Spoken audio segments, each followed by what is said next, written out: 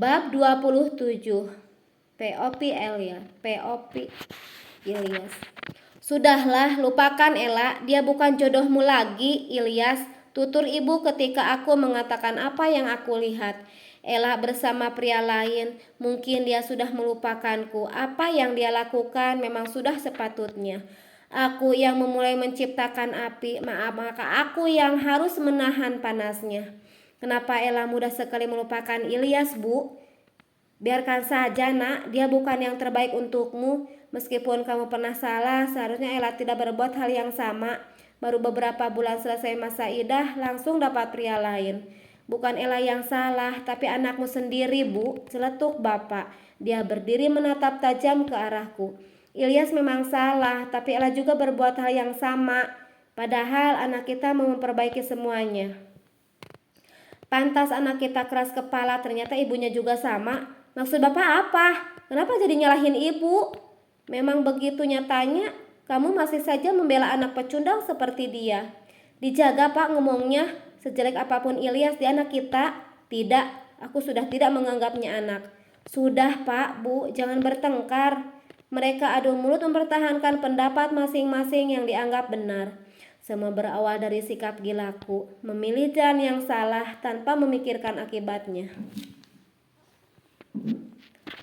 Pergi dari sini, Ilyas. Tidak usah ganggu Ella dan cucuku lagi. Tanggung jawab dengan apa yang sudah kamu pilih. Jangan terus-menerus jadi pecundang. Baik, Pak. Doakan Ilyas bisa jadi pria yang lebih baik. Ilyas, jangan pergi, Nak. Kamu baru datang. Tega kamu, Pak, sama anak sendiri. Sambung ibu kesal.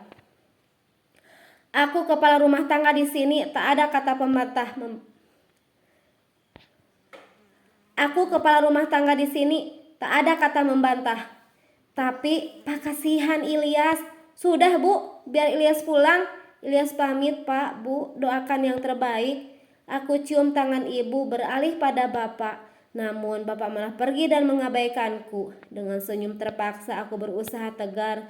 Benar kata bapak, aku harus mau bertanggung jawab atas pilihanku.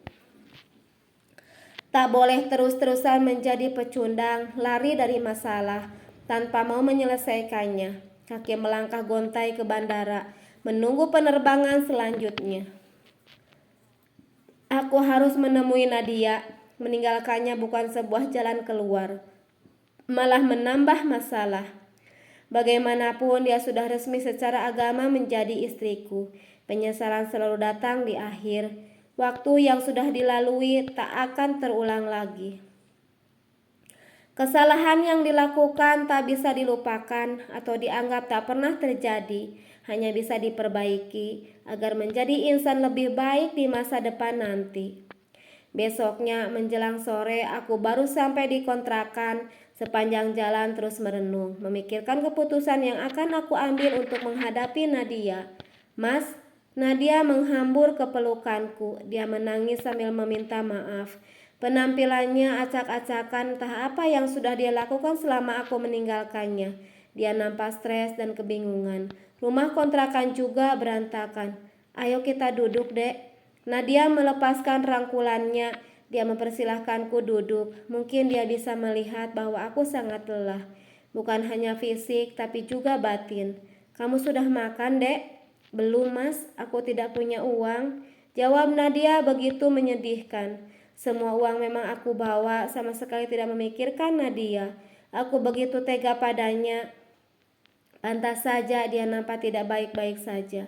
Astagfirullah, kamu gak makan sejak kapan, Dek? Sejak pagi, Mas. Kemarin-kemarin aku masih punya sedikit cadangan uang, tapi hari ini gak ada.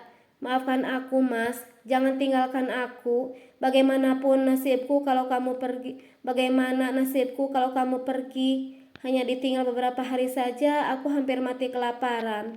Maafkan aku, Mas. Aku janji gak akan berbuat aneh-aneh lagi. Tunggu di sini. Mau kemana, Mas? Maafkan aku, jangan pergi lagi. Aku mau beli makanan untukmu, Dek. Maaf sudah melantarkanmu. Aku ikut. Sengaja aku ajak Nadia ke penjual pecel lele terdekat. Kasihan dia belum makan. Aku masih suaminya, jadi punya kewajiban untuk memenuhi sandang, pangan, dan papan. Tidak mau lagi mengulang kesalahan. Kali ini aku memilih tenang menghadapi Nadia, meskipun masih kesal atas perbuatan jahatnya. Namun emosi bukan solusi, malah membuatku makin tersesat. Akhirnya hancur berkeping-keping dalam keegoisan. Nadia makan dengan lahap, mungkin isi perutnya sangat kosong, dan meronta-ronta ingin diberi makanan. Sesudah makan, aku mengajaknya pulang untuk bicara serius. Sekarang, kamu mau bagaimana tentang hubungan kita, Dek? Maksud Mas apa? Aku tentu saja ingin kita fokus jalani hidup bersama dan lupakan Ella. Bukan soal Ella, Dek. Mas dan Ella nggak mungkin bersama lagi. Mas hanya marah dengan perbuatanmu. Apa yang kamu lakukan itu sebuah kesesatan. Iya, Mas, maaf. Tolong beri aku kesempatan. Hanya Nadia yang aku punya saat ini. Begitu pula sebaliknya. Kami sebatang kara di kota rantau. Bapak tak mau menganggapku anak. Ibu tak bisa berbuat apa-apa dengan keputusan Bapak. Zahwa juga sangat membenciku.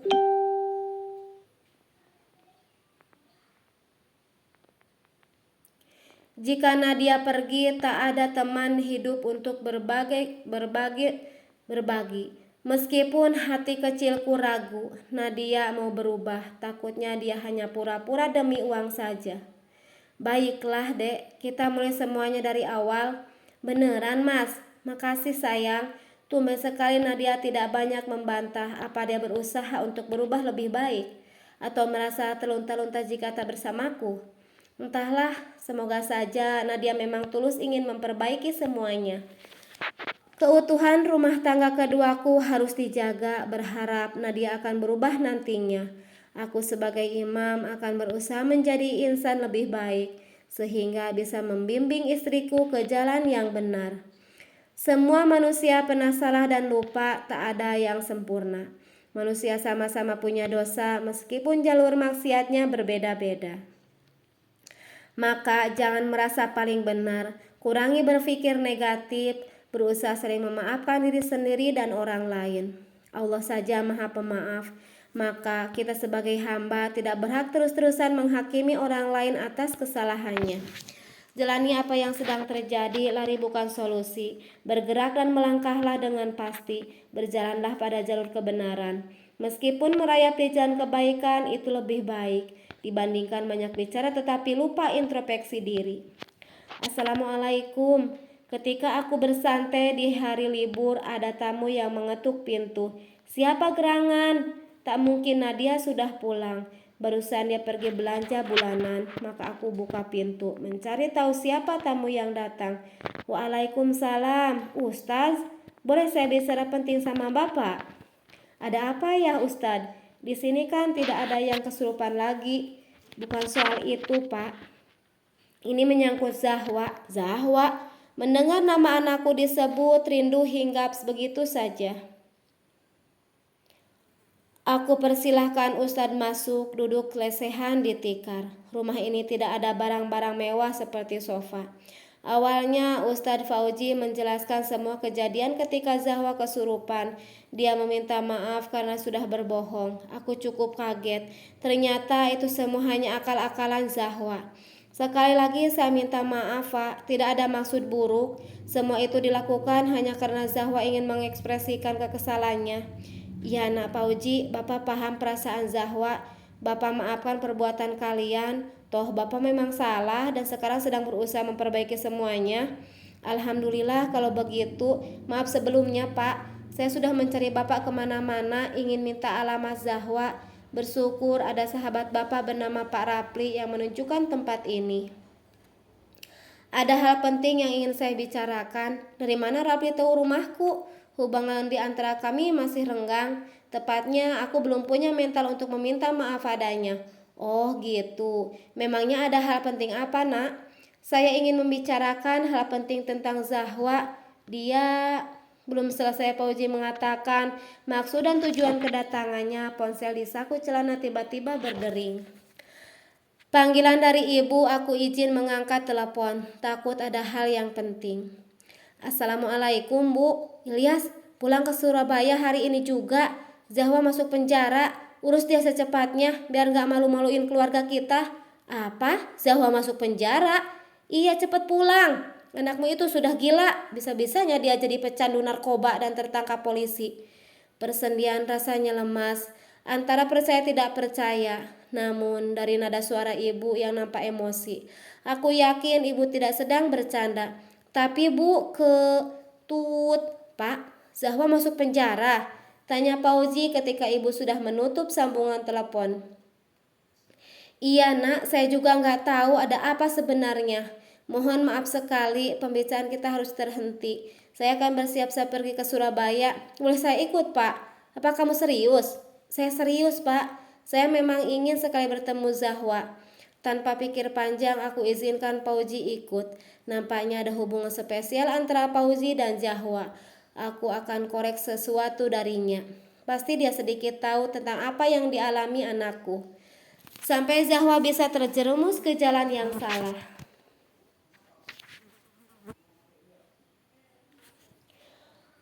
Di waktu subuh, aku dan Pauji sudah sampai di Surabaya. Kondisi rumah orang tuaku begitu kacau. Bapak hampir saja menghajarku. Dia marah karena aku dianggap ayah yang buruk, tidak bisa mendidik anak. Tanpa perlawanan, aku tidak membantah. Semua memang benar, aku yang salah. Tanpa berlama-lama lagi, aku temui Zahwa di kantor polisi. Masih tak percaya dengan perbuatannya. Sebagai seorang ayah, aku berharap kasus Zahwa hanya sebuah kekeliruan. Anak sebaik dia tidak mungkin menjadi pengguna narkoba. Ayah, Kak Pauji, Zahwa seolah tak percaya dengan kehadiran kami. Wajahnya sembab, dia pasti terpuruk atas fitnah ini. Putriku anak yang baik, dia tidak pantas mendekam di penjara. Zahwa anak ayah, stop, jangan mendekat. Anakku melangkah mundur, sorot kebencian muncul. Dia tak sudi kalau aku memeluknya. Air mata tumpah ketika memandangku lalu beralih pada Fauzi. Zahwa, istighfar, hilangkan kebencian yang ada di hatimu. Sudah cukup, hidupmu akan semakin menderita, tutur Fauzi seakan-akan banyak tahu tentang masalah Zahwa. Tidak, aku benci ayah. Semua karena ayah, aku jadi pecandu narkoba. Pengkhianatan dan percayaan ayah dengan mama bikin awak frustasi. Ayah, andai ayah nggak tahu gitu, mungkin hidup awak nggak bakal kayak gini. Wah, jadi kamu benar-benar pakai narkoba? Iya, awak memang pemakai, bahkan berteman dengan bandar narkoba. Awak selalu bohongin mama, awak juga bohongin mbah biar dapat duit. Bukan beli pil ekstasi, buat beli pil ekstasi. Ayah senang kan? Lihat nih, anak ayah udah sama buruk ya kayak ayahnya sendiri. Mulutku terkunci, hanya bisa menggelengkan kepala, menampi kenyataan yang ada. Tak pernah menyangka efek perselingkuhanku menimbulkan luka yang mendalam untuk Zahwa. Aku pikir mental dan hatinya tidak terlalu terguncang. Ternyata semua itu salah. Putriku menderita. Aku penyebab utamanya ayah yang egois. Lebih mementingkan nafsu sampai menumbalkan anaknya sendiri. Nak, maafkan ayah. Tidak, sampai mati awak benci sama ayah. Putriku kembali ke sel tahanan. Dia lebih suka di sana daripada bertemu denganku. Seburuk itu aku menjadi ayah, jeruji besi lebih mendamaikan dibandingkan kehadiranku yang hanya menyiram borok di hati Zahwa, sehingga sakitnya semakin bertambah. Perbanyak berdoa, Pak. Semoga Allah melembutkan hati Zahwa. Lebih baik kita pikirkan supaya Zahwa bisa berubah dan memaafkan Bapak. Caranya bagaimana, Nak? Tanyaku macam orang bodoh. Kita temui mamahnya Zahwa. Hanya dengan bantuan dia, luka hati Zahwa bisa sedikit memudar pada Bapak. Aku setuju usulan dari Fauzi. Sesudah sidang putusan cerai, belum sempat minta maaf pada Ella. Aku memang tidak bisa memperbaiki yang sudah terjadi, tetapi masih ada kesempatan memperbaiki masa sekarang dan esok hari. Mas Ilyas, mata Ella membeliak ketika membuka pintu. Ella, izinkan aku berbicara penting tentang anak kita. Tidak, aku benci sama kamu, Mas. Ella berteriak seperti orang kesurupan. Dia mencekik leherku diiringi isak tangis yang memilukan, terus memuntahkan kebencian dan beban di hatinya.